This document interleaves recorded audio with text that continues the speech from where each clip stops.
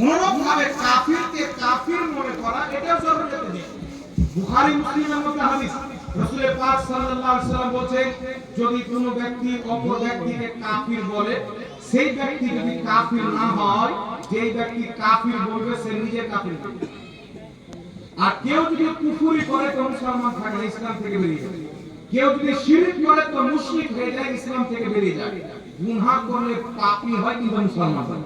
যেমন শরাব পান করা নেকি না গুনাহ, জোরে বলতে হবে। জিনা করা নেকি না গুনাহ, জুয়া খেলা নেকি না গুনাহ।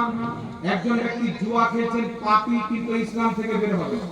চুরি করছেন পাপী কিন্তু ইসলাম থেকে বের হবে না। কবিরা গুনাহ যদি করে মুসলমান থাকবে কিন্তু কাফির হবে না। আর যদি নবী মুস্তাফা চুল পরিমাণে বেয়াদবি করে দেয়, সেই ব্যক্তি কাফির হয়ে যাবে আর মুসলমান হবে না।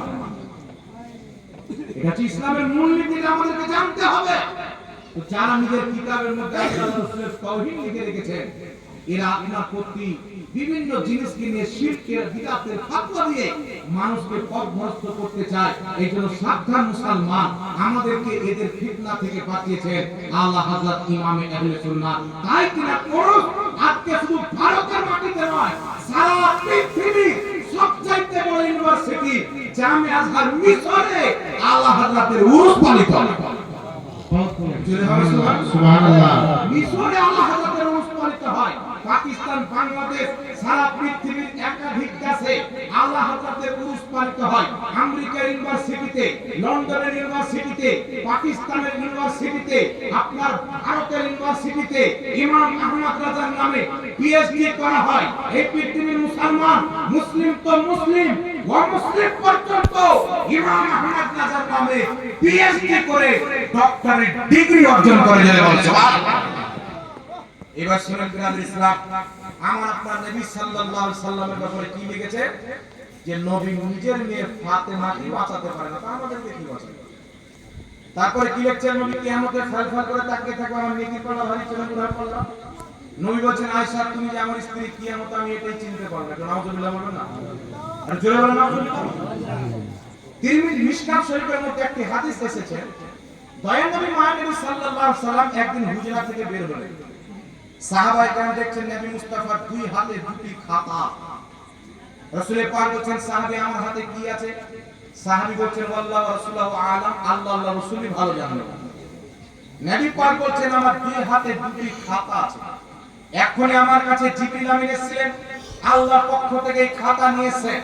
একটি খাতাতে আদম আলাইহিস সালাম থেকে নিয়ে কিয়ামতের সকাল পর্যন্ত যত বাচ্চা জন্ম নিবে, যত লোক হবে, তাদের মধ্যে জান্নাতি কে, তাদের নাম, তাদের বাবার নাম, তাদের বংশের নাম একটি খাতায় লিপিবদ্ধ আছে। আরেকটি খাতাতে কিয়ামত পর্যন্ত যারা জাহান্নামী হবে তাদের নাম, তাদের বাবার নাম, তাদের বংশের পরিচয় লিপিবদ্ধ করা আছে। এইজন্য পৃথিবীর মুসলমান আহলে সুন্নাত ওয়াল জামাতের আকীদা, আমার নবী মুস্তাফাকে দুনিয়াতে আল্লাহ পাক খাতা দিয়ে জানিয়ে দিয়েছে যে কে জান্নাতে যাবে, কে জাহান্নামে যাবে, তাদের নামও জানিয়ে দিয়েছেন, তাদের বাবার নামও জানিয়ে দিয়েছেন, তাদের বংশের পরিচয়ও জানিয়ে দিয়েছেন। আর এখন কি আকীদা দেওয়া হচ্ছে, বাবা বলেন নবীকে পিছনের খবর ছিল। আচ্ছা বলেন তো বাবা, এটা কি নবীর বেয়াদবি নয়? জোরে বলেন। ইসলামের আকীদা হচ্ছে নবী যেমন দিনে দেখেন তেমনি রাতে দেখেন, নবী যেমন সামনে দেখেন তেমনি পিছনে দেখেন। আর বুখারী শরীফের হাদিস বলছেন, ইন্নী ওয়াল্লাহি লা আনজুরু ইলা হাউজিল আম, নবী বলেন নিশ্চয়ই আল্লাহর কসম আমি জমিনে দাঁড়িয়ে সাত আসমানের উপরে জান্নাত, হাউজে কাউসার, জান্নাতে যে হাউজে কাউসার রয়েছে, দয়ার নবী মায়ের নবী বলেন আমি জমিনে দাঁড়িয়ে সাত আসমানের উপরে জান্নাতের হাউজে কাউসারকে দেখতে পাচ্ছি। আল্লাহকে বলেন না সুবহানাল্লাহ। সুবহানাল্লাহ।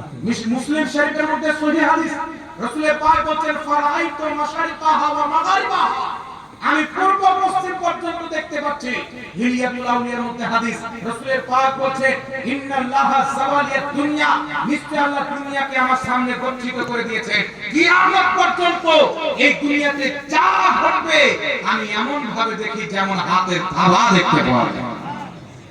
আর ওয়াহাবি মোল্লা কি লিখছে, যে নবীকে পিঠ পিছনের খবর ছিল না, নাউযুবিল্লাহ বলে আস্তাগফিরুল্লাহ। এই জন্য বিরাদ ইসলাম এ রাসূল পাকের বেয়াদবি তো করেছেন, আল্লাহ পাকের বেয়াদবি করেছেন। আর একটা আল্লাহ পাকের কি বেয়াদবি করেছেন একটু লক্ষ্য করে শুনুন।